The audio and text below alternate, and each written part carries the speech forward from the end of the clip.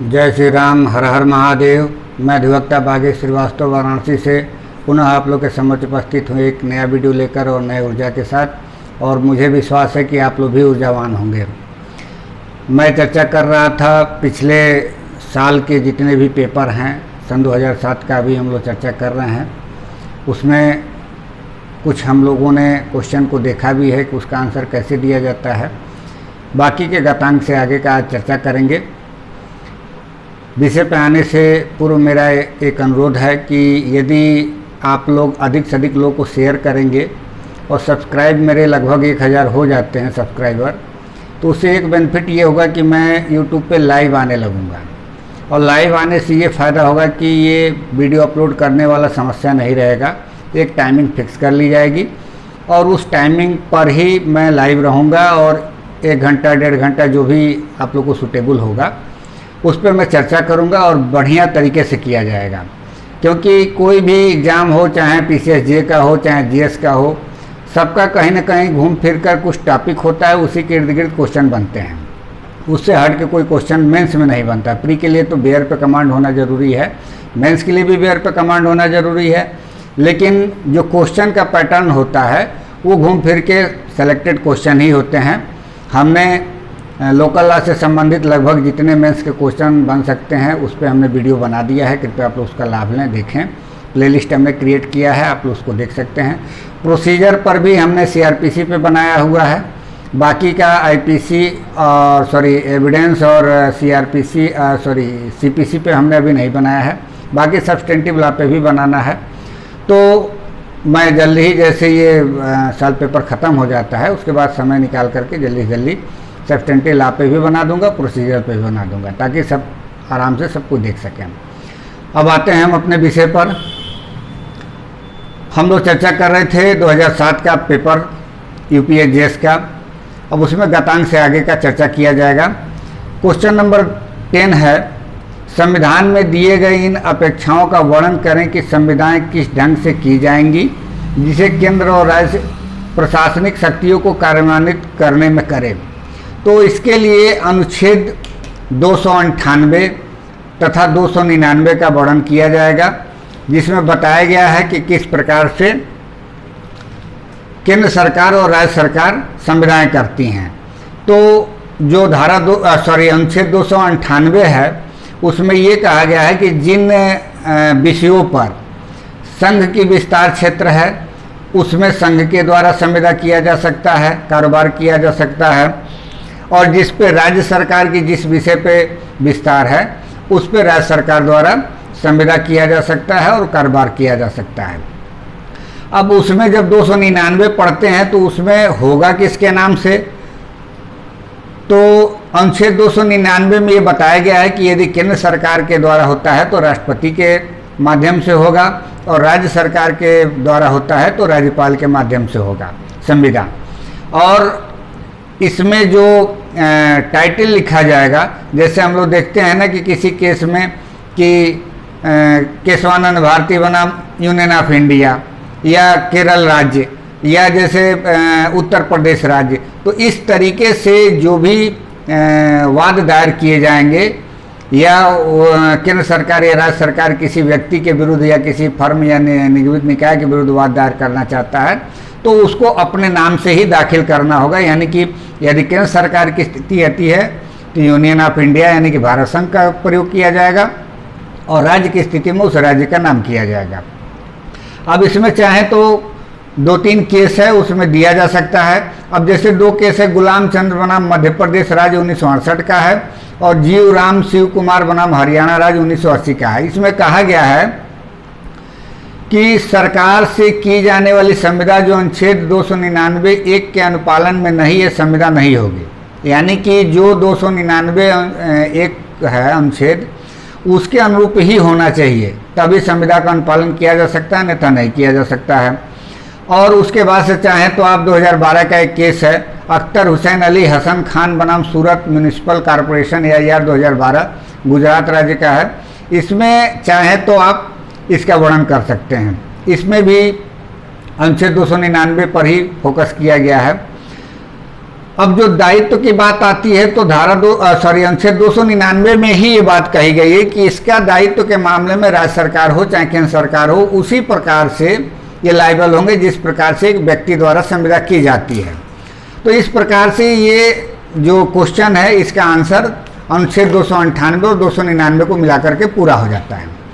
अब फिर एक क्वेश्चन है 11, ये कह रहा है कि लोक सेवकों के संबंध में प्रसाद का सिद्धांत संविधान द्वारा प्रदत्त विनिर्दिष्ट संवैधानिक संरक्षण में से बहुधा हटाया जा चुका है, संवैधानिक प्रावधानों एवं निर्णयों के संदर्भ में वर्णन करें। तो इसके लिए फिर अनुच्छेद 310 का वर्णन किया जाएगा और 310 का वर्णन करने से पहले एक बात लिखा जाएगा जो इंग्लैंड में है। इंग्लैंड के जहाँ जो प्रथा है वहाँ पे ये माना गया है कि जो भी लोक सेवक होते हैं वो सम्राट के प्रसाद पर्यंत होते हैं, यानी कि जब चाहे तब सम्राट जो है किसी लोक सेवक को बर्खास्त कर सकता है, पद से हटा सकता है। तो ये एक प्रसाद का सिद्धांत है। अपने यहाँ भी चूंकि ये देखा जाता है कि राष्ट्रपति कुछ लोगों को कभी भी हटा सकता है, वो अनुच्छेद 310 में दिया गया है। अब 310 में ये बताया गया है कि प्रत्येक व्यक्ति जो संघ की प्रतिरक्षा सेवा या आसानिक सेवा या अखिल भारतीय सेवा का सदस्य है, राष्ट्रपति के प्रसाद पर्यंत पद धारण करता है। यानी कि ये जितने भी पद होते हैं राष्ट्रपति के प्रसाद पर्यंत ही धारण करते हैं। अब जैसे राज्यपाल का ही पद है वो भी राष्ट्रपति के प्रसाद पर्यंत होता है, महाधिवक्ता का पद होता है, अटॉर्नी जनरल का पद होता है, ये सब प्रसाद पर्यंत होते हैं। तो इसके बाद इसमें चूंकि क्वेश्चन यहाँ जो है लोक सेवकों की बात कही गई है, यानी कि कर्मचारियों के पर्पज से ये बात कर रहा है, न कि किसी विधायिका की बात कर रहा है या कोई ऐसा लेजिस्लेटिव कोई पद है उसकी बात कर रहा है। तो हम लोग को अनुच्छेद 310 का वर्णन करना है। अब इसमें जो निर्बंधन है वो 3 तरह के निर्बंधन है। एक तो निर्बंधन यही है कि जो अनुच्छेद 311 है उसके अनुरूप ही 310 में प्रसाद का जो सिद्धांत है लागू होगा, यानी कि 311 का जो नियम है उसको फॉलो करना जरूरी है राष्ट्रपति को, तभी वो प्रसाद के सिद्धांत का प्रयोग कर सकता है। ऐसा नहीं कि मनमानी जब चाहे तब जो है उसको किसी को भी पद से हटाया जा सकता है। 3 कंडीशन दिए गए हैं, उसको हम लोग देख लेते हैं आगे क्या क्या कंडीशन है अनुच्छेद 311 में। दूसरा ये कह रहा है कि ऐसे अधिकारी जैसे उच्चतम न्यायालय है अनुच्छेद 124 है, या उच्च न्यायालय है 218 है, या भारत का महालेखाकार है 148(2) अनुच्छेद, या मुख्य चुनाव आयुक्त अनुच्छेद 324 है, या लोक सेवा आयोग के अध्यक्ष तथा सदस्य 317 जो है, ये पद राष्ट्रपति या राज्यपाल के प्रसाद पर्यंत पर निर्भर नहीं करते हैं। इनका बाकायदे इम्पीचमेंट होता है या रिमूवल होता है। इसके बाद जो तीसरा निर्बंधन है ये कह रहा है कि प्रसाद का सिद्धांत मूल अधिकारों के अधीन है, अर्थात इसके प्रयोग द्वारा नागरिकों के मूल अधिकारों का अतिक्रमण नहीं होना चाहिए। इसका भी ध्यान रखना, ऐसा नहीं कि प्रसाद का सिद्धांत का प्रयोग करते वक्त किसी का फंडामेंटल राइट का हनन हो जाए। फंडामेंटल राइट राज्य के विरुद्ध ही प्रयोग किया जाता है। तो इस तरीके से ये आंसर दिया जाएगा। अब जो ये प्रयोग करने की बात है, इस प्रयोग करने पर भी निर्बंधन है। अब निर्बंधन क्या है, यानी कि जो प्रयोग किया जा रहा है उसका अपवाद कह सकते हैं, निर्बंधन नहीं कहेंगे, इसको अपवाद के रूप में कहेंगे। अब अपवाद 3 तरीके का है। अब वो अपवाद इसका जो 311 अनुच्छेद 311 है उसका उपखंड 2 में दिया गया है। उपखंड 1 में तो बताया गया 3 तरीके से कि कब उसको हटाया जा सकता है किसी भी व्यक्ति को। तो ये है कि कोई भी लोक सेवक अपने नियुक्तिकर्ता से नीचे के किसी प्राधिकारी द्वारा पदच्युत नहीं किया जाएगा या पद से नहीं हटाया जाएगा।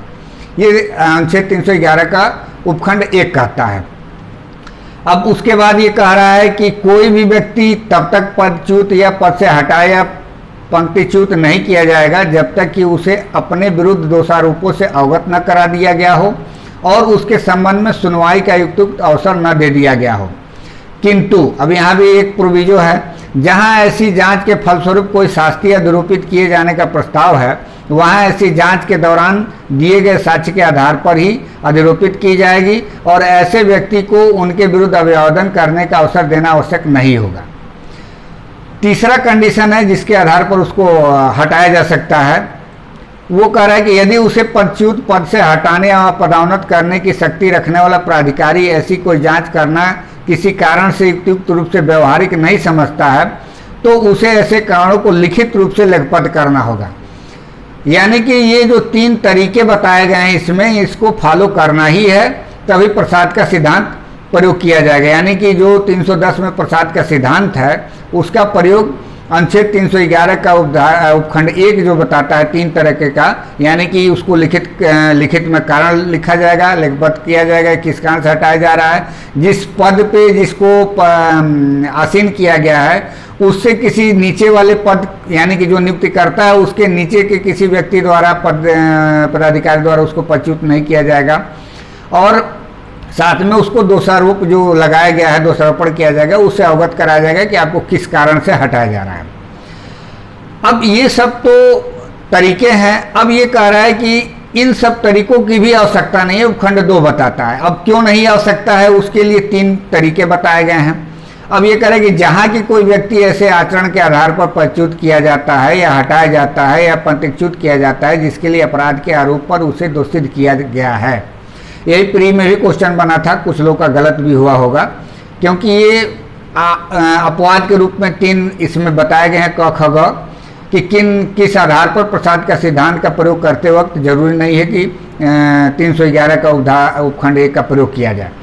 दूसरा कार्य कि जहां किसी व्यक्ति को पदच्युत करने या पद से हटाने या पदच्युत करने वाले अधिकारी को यह समाधान हो जाता है कि किसी कारण से जो उस अधिकारी द्वारा लेखबद्ध किया जाएगा यह युक्त रूप से व्यवहार्य नहीं है कि सुनवाई का ऐसा अवसर प्रदान किया जाए।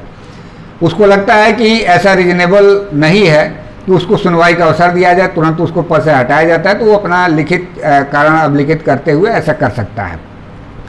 और तीसरा कार्य है कि जहां राष्ट्रपति या राज्यपाल का समाधान हो जाता है कि राज्य की सुरक्षा के हित में वह समीचीन नहीं है कि ऐसी जांच की जाए, यानी कि राज्य की सुरक्षा के हित में यदि ऐसा लगता है कि जांच करना जरूरी नहीं है तो तुरंत उसको बर्खास्त किया जा सकता है। तो ये 3 अपवाद हैं जिसका प्रयोग प्रसाद का सिद्धांत जो है उस पर किया जा सकता है। अब इसके बाद चाहें तो आप केस दे सकते हैं, जैसे AK कौल बनाम भारत संघ AIR 1995 का मामला है, इसको दे सकते हैं, या रिसाल सिंह बनाम हरियाणा राज्य AIR 2014 का मामला, इसको दे सकते हैं। लेकिन एक केस है सन 2001 का, गुजरात राज्य बनाम उमेद A पटेल AIR 2001, इसमें कुछ गाइडलाइन दिए गए हैं। और गाइडलाइन क्या है ये देख लेते हैं। 5 गाइडलाइन है। इसमें कह रहा है कि जब किसी लोक सेवक की सेवा सामान्य प्रशासन के लिए उपयोगी नहीं रह गई है तो अधिकारी को लोकहित में अनिवार्य सेवानिवृत्त किया जा सकता है। दूसरा कह रहा है कि साधारणतः अनिवार्य सेवानिवृत्ति के आदेश को अनुच्छेद 311 के अंतर्गत दंड स्वरूप नहीं माना जाना चाहिए।